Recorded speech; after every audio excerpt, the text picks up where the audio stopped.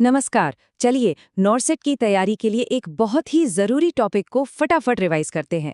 आज हम बात करने वाले हैं एक ऐसी दवा की जो नर्सिंग परीक्षाओं का आप कह सकते हैं एक पसंदीदा सवाल है, मैग्नीशियम सल्फेट।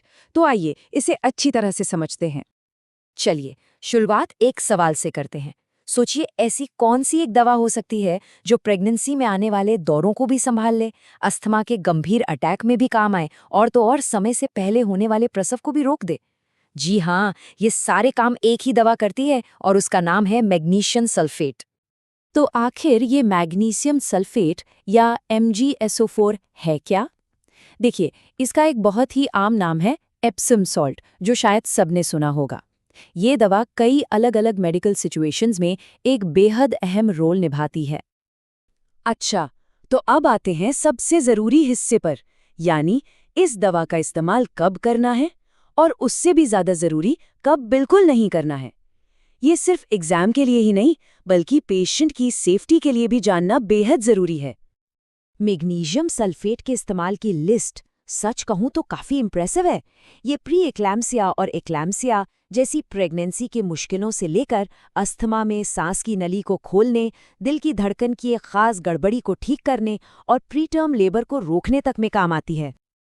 लेकिन देखिए, जहां इसके इतने सारे फायदे हैं, वहीं कुछ ऐसी कंडीशंस हैं जहां ये दवा खतरनाक साबित हो सकती है। खास तौर पर मायस्थेनिया ग्रेविस, जिसमें मांसपेशियां पहले से ही कमजोर होती हैं, या फिर हार्ट ब्लॉक में ये दवा हालत को और बिगाड़ सकती है। तो यहाँ इसे बिल्कुल भी इस्तेमाल नहीं करना है। अब बात करते हैं इसके सबसे अहम इस्तेमाल की, यानी एक्लैम्सिया के मैनेजमेंट की। ये एक ऐसा टॉपिक है जिससे सवाल बनते ही बनते हैं। इसके लिए दो खास प्रोटोकॉल हैं जिन्हें समझना बहुत जरूरी है। एक्लैम्सिया के लिए ये दो मुख्य तरीके हैं। एक है प्रिचर्ड मेथड और दूसरा ज़ुस्पेन एंड सिबाई मेथड। इन दोनों में जो सबसे बड़ा फर्क है वो है दवा देने के रास्ते का। प्रिचर्ड मेथड को अक्सर बेहतर माना जाता है। तो प्रिचार्ड मेथड में क्या होता है? सबसे पहले एक लोडिंग डोज दी जाती है जिसमें 4 ग्राम आईवी यानी नस में और साथ ही 10 ग्राम आईएम यानी कूल्हे की मांसपेशियों में दी जाती है। इसके बाद हर 4 घंटे में 5 ग्राम की मेंटेनेंस डोज बारी-बारी से दोनों कूल्हों में दी जाती है। वहीं दूसरी तरफ है ज़ुस्पेन एंड सिबाई मेथड, जो पूरी तरह से आईवी यानी नस के जरिए ही दिया जाता है। इसमें पहले 15 से 20 मिनट में धीरे धीरे एक लोडिंग डोज दी जाती है और फिर उसके बाद लगातार एक मेंटेनेंस इन्फ्यूजन चलता रहता है। एक बात हमेशा ध्यान में रखनी है कि मैग्नीशियम सल्फेट एक बहुत शक्तिशाली दवा है, इसलिए इसकी टॉक्सिसिटी यानी जहरीले असर के संकेतों पर नज़र रखना सबसे ज़्यादा ज़रूरी है। ये पेशेंट की सुरक्षा और एग्ज़ाम दोनों के लिहाज से एक हॉट टॉपिक है।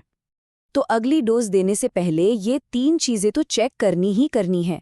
पहला, डीप टेंडन रिफ्लेक्सेस मौजूद होने चाहिए। दूसरा, यूरिन आउटपुट 30 मिलीलीटर प्रति घंटे से ज़्यादा होना चाहिए। और तीसरा, सांस लेने की दर 12 प्रति मिनट से ज़्यादा होनी चाहिए। अगर इनमें से किसी में भी कोई गड़बड़ी है तो अगली डोज रोक दी जाती है। इस टेबल को देखिए, ये बहुत अच्छे से समझाता है कि जैसे जैसे खून में मैग्नीशियम का लेवल बढ़ता है, टॉक्सिसिटी कैसे आगे बढ़ती है। सबसे पहले डीप टेंडन रिफ्लेक्सेस खत्म होते हैं, फिर धीरे धीरे सांस लेने में दिक्कत होती है और अगर लेवल बहुत ज़्यादा बढ़ जाए तो कार्डियक अरेस्ट भी हो सकता है। तो सवाल ये है कि अगर टॉक्सिसिटी हो जाए तो क्या करना है? अच्छी खबर ये है कि इसका एक सीधा और असरदार एंटीडोट मौजूद है और वो है कैल्शियम ग्लूकोनेट। और कैल्शियम ग्लूकोनेट देने का तरीका याद रखना बेहद आसान है। इसे कहते हैं रूल ऑफ टेन्स, मतलब 10% कैल्शियम ग्लूकोनेट सॉल्यूशन का 10 ml 10 मिनट में आईवी के जरिए देना है। ये एग्जाम में याद रखने के लिए एक बहुत ही शानदार टिप है। तो इस पूरी चर्चा को समेटते हुए एक आखिरी और सबसे जरूरी सवाल पर सोचते हैं। मैग्नीशियम टॉक्सिसिटी का वो कौन सा पहला संकेत है जो सबसे पहले नजर आता है और जो हमें बताता है कि इन्फ्यूजन को फौरन रोक देना है?